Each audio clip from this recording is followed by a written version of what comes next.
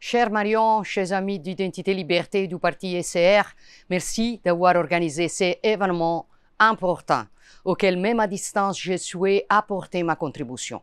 Et merci de l'avoir intitulé La droite qui gagne, car nous devons transmettre clairement le message que nous sommes prêts, partout dans le monde, à assumer la responsabilité gouvernementale. Dans certains cas, comme en Italie, cela a été déjà produit.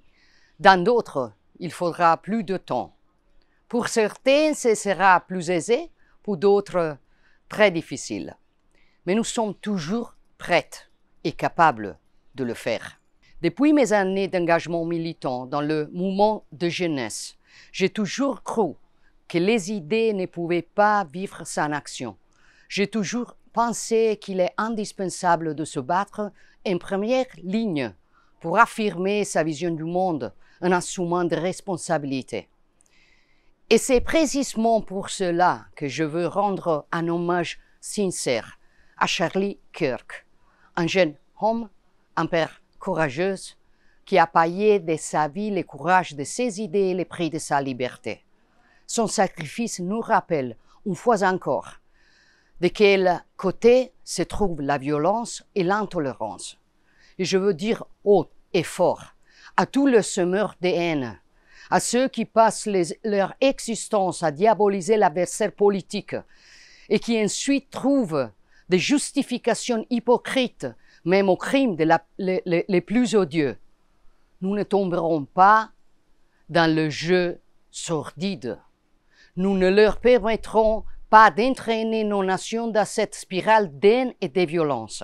Mais je vais aussi dire avec la même fermeté que nous ne nous laisserons pas intimider et que nous continuerons à nous battre avec la force tranquille de nos idées. C'est cet esprit qui me guide depuis que j'ai assumé la charge la plus importante de ma vie, après celle de maire, celle de diriger le gouvernement italien.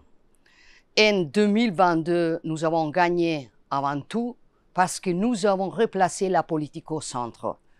Nous nous sommes présentés aux élections avec une coalition et un programme commun, avec la volonté de représenter une alternative claire à la gauche et de mettre fin à une longue période de gouvernement technique et d'alliances politiques aussi contre nature qu'infructueuses. En Italie, nous avons démontré que la droite non seulement est capable de gagner les élections, mais surtout de gouverner. Je suis fier de présider ce qui s'apprête à devenir le troisième gouvernement le plus durable de l'histoire de la République italienne, mais je suis encore plus fier des résultats que nous avons obtenus. Un record absolu d'emploi, les comptes publics en ordre, une inflation au plus bas, une diminution de 60% des flux d'immigration illégale, un record pour nos exportations commerciales et la centralité de l'Italie sur la scène internationale. Nous avons remis au cœur de l'action gouvernementale la famille et les politiques natalistes.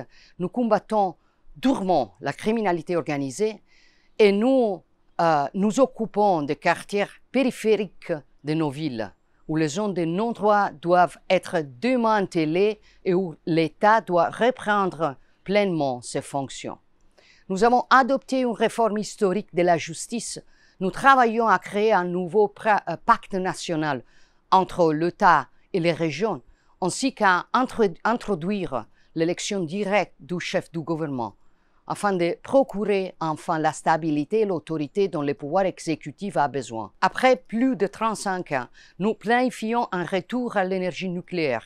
Nous travaillons sur la scène internationale pour faire de l'Italie un hub énergétique et nous promouvons le plan Mattei pour l'Afrique, une nouvelle approche de relations avec le continent africain et la Méditerranée qui vise à créer du développement dans ces zones et prévenir l'immigration irrégulière.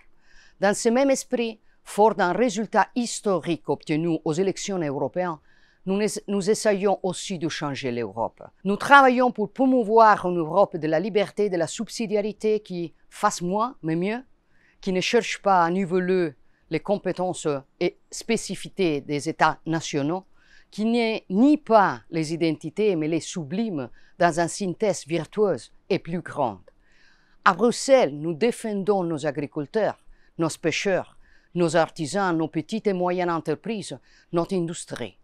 Nous avons réussi à faire évoluer l'approche sur l'immigration et nous sommes engagés dans la révision du Green Deal.